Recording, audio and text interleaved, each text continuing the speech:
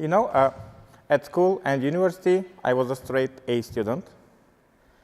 I finished the school with what we call red certificate and got my first degree, bachelor's degree, with honors and with bold assumptions that I know everything I should know for my job.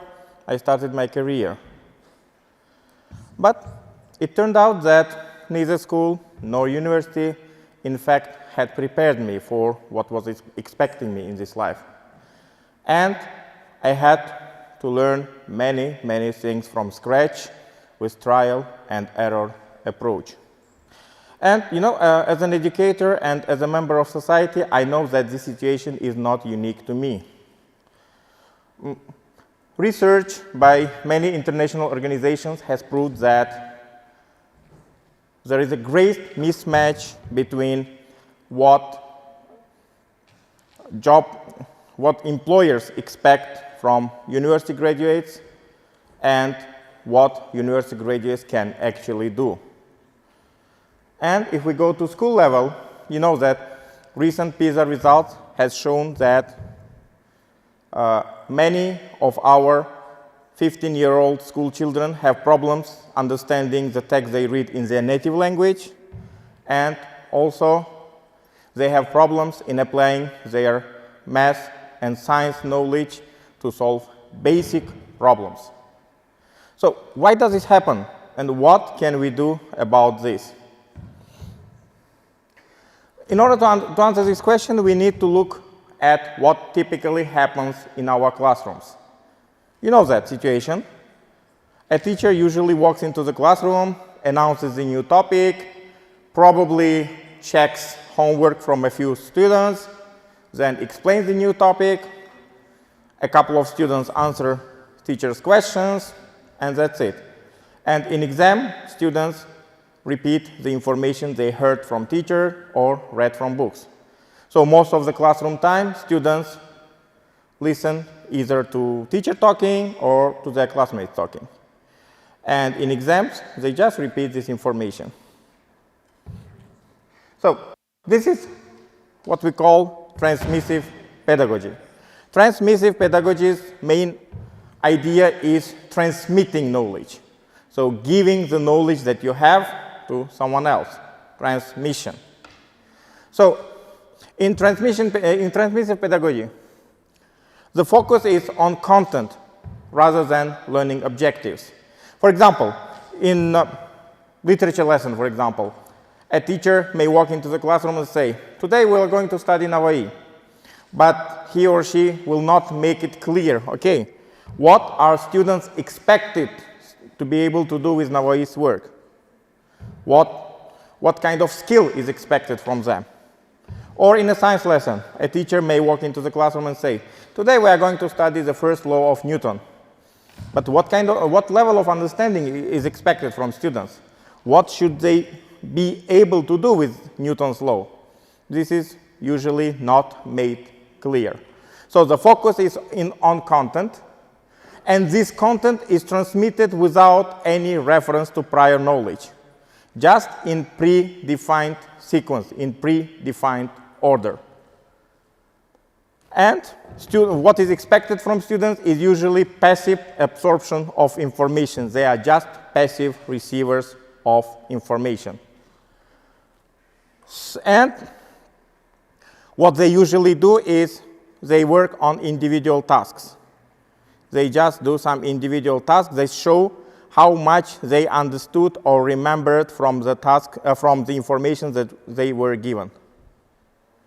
And assessment also focuses on checking how much they remember.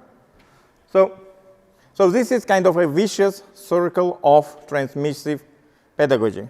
And this vicious circle is nailed or enhanced by large-scale assessment system, by high-stakes assessment. In education, high-stakes assessments are assessments that are used to make important decisions about. For example, in our context, university entrance exams are one clear example of high-stakes exams, because those who are taking this exam take it as a really important exam. And if you talk to, for example, a student who is an applicant who is preparing for a history exam, he or she may well answer questions like who, what, where, when, but may lack understanding of why, what if. For example, he or she may tell you how many battles did Amir Timur have in his lifetime, where these battles happened, who were involved in these battles, but the student might not be able to tell you, to explain you, for example, why his great empire began disintegrating as soon as the news about his death reached his capital, Samarkand. And he might not be able to explain, okay, what could Amir Timur have done in order to prevent this situation from happening? But these things, why, what if, are more important than who, what, where, and when. So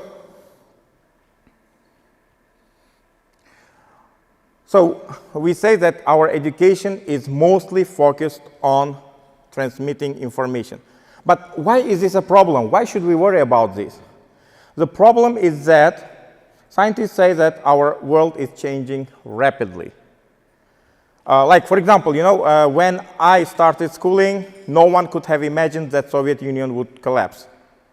Or when I started my first degree at university, after I got my diploma, the world was different from the day when I started university. So the world is changing very rapidly. And we don't know what professions will still be important when today's kids or today's students will enter the job market. We don't know what skills will still be important and what skills will no longer be needed. We don't know what knowledge will still be important and what knowledge will become obsolete. So we should prepare students and ourselves for the world, for the future that we have very vague understanding of. But how can we do it? This is a problem. This is a question. And we can do it through learning to learn. If students are capable of learning, they can adapt themselves to the new emerging situations. And learning to learn will enable them to succeed in the future world that is expecting them. Also, we should focus on what we call 21st century skills. Though I think this naming is somehow wrong, because I believe that these skills, what we call 21st century skills, have been around with us as soon as humankind exists. Otherwise, we wouldn't have survived so long. So what are these skills? Critical thinking. Being able to look at the information that is coming to us from different angles, from different perspectives, being able to analyze it. Problem solving. Being able to offer viable solutions to the problems. Creativity. Being able to offer something new, something unique that never existed before. Communication, being able to talk to others, being able to listen to others, being able to show empathy to others. Cooperation, being able to work with others in order to make this world a better place for all of us to live. So these are the skills that are important. These are the skills that are more important than all the knowledge that we are trying to instill on students, because all this information, you know that it is now available at your fingertips with just one click. So we have looked at why of education. So why should we study? Why should we learn? Now let's turn to the question of how. How can we do this? How can we focus on learning to learn, and how can we focus on skills rather than the knowledge, rather than the information? So in education, there are many approaches, there are many methodologies which are backed up by theories that explain how we learn, how our brain works, and how we can make most of our learning experiences. For example, behaviorists. They say that learning is a visible change in someone's behavior. And they say that this behavior can be tweaked by rewards and punishment. And they put forward basic principles of education, like being clear about learning goals, teaching or learning is first things first, making small and logical steps in your learning, and allowing students learn at their own pace. Or cognitivists. They focus on how brain works, how our brain acquires, retains, makes use of the information. And they are also interested in how our brain transfers the knowledge, the information from short-term memory to long-term memory. And they say that this is done more effectively if we link the new coming information with what we already have in our long-term memories. And they also pay attention to the importance of metacognition. Metacognition is being aware of your own learning strategies, being aware what works best for you, being aware of your weaknesses and strengths. Or constructivists. Constructivists say that the best way of learning is constructing your own knowledge, constructing your own understanding of the world, rather than getting the ready information from somewhere else. And they say that this construction of knowledge, is best done through interaction with your peers and interaction with your environment. And posing realistic problems to students, we help them construct their own understanding and look at problems from different perspectives.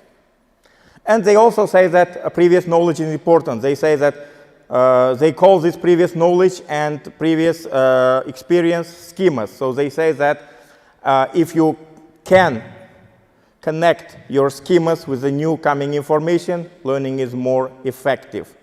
And also they pay attention to proximal development. Proximal development is what you can do now and what you can do in the nearest future.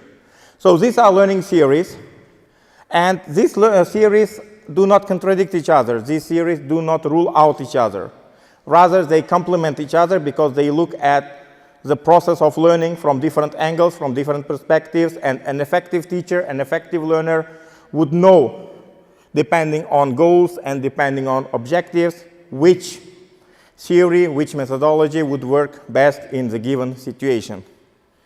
And an effective education system would align three main elements, three core elements of education: curriculum, the why of education; pedagogy, the how of education; and assessment, the system that gives us reliable information about whether the students, the learners, have reached the goals and objectives that we have put forward. So these three basic elements of education should work together in order to be effective. So we need to make this shift from transmissive pedagogy to transactional pedagogy, which is like building our own understanding, and to transformative education, which is changing the learner. After all, so I urge the educators and the learners, the students, to rethink of their priorities in education, to rethink what they are paying attention to and why. After all, only those who are capable of doing something more than just, remembering and repeating the information can build a free, sustainable, prospering nation that we all want to be part of. Thank you.